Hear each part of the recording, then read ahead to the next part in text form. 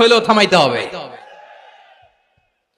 রব্বুল আলামিন বলেন ওয়াত্তাকু ফিতনাতাল লা তুসিবান্নাল্লাযীনা যালামু মিনকুম খাসসা।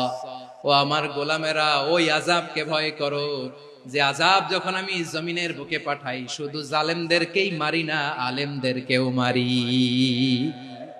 আযাব যখন আসে তখন শুধু জালিমই মরে না, আলেমও মরে। জানেন মুসা আলাইহিস সালামের পায়ে একবার লাল পিঁপড়া, তো উনি রেগে মেগে পাশি দেখে লাল পিঁপড়ার বাসা, পা দিয়ে ডলে মুছে সবগুলো পিঁপড়া মেরে ফেলছে।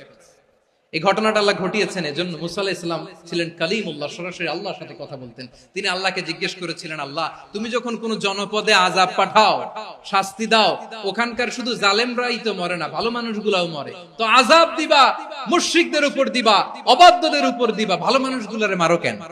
আল্লাহ বললেন, মুসা তোমার যে কামড় দিছিল পায়ের মধ্যে পিঁপড়া, কয়টা পিঁপড়া?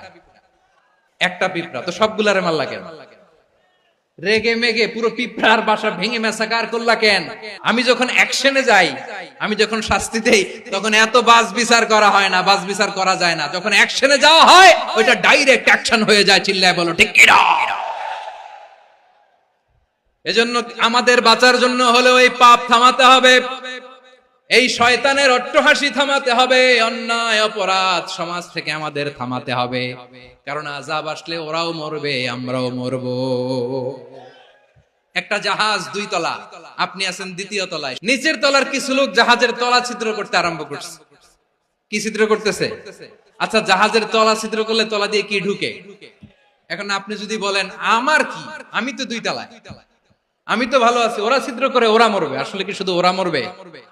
তলা দিয়ে যখন পানি ঢুকবে, জাহাজ ঢুকলে আপনিও মরবেন। এজন্য নিজে মরার আগে ওই পাগলগুলোর নিচতলায় যে থামাতে হবে। চিল্লায় বলেন ঠিক কি না? এজন্য আল্লাহ বললেন মুনকার প্রতিরোধের দায়িত্ব সমাজের টপ টু বটম সবার। এজন্য মুনকার প্রতিরোধ করার দরকার আছে না নাই? সমাজে এই যে ইফটিজিং হয়, আপনার বোনের বয়সী একটা মেয়েকে কিছু বখাটে টিটকারি করে, এই বলে সেই বলে, নোংরা কথা বলে, রাস্তায় দেখেও আপনি পাশ দিয়ে না দেখার মতো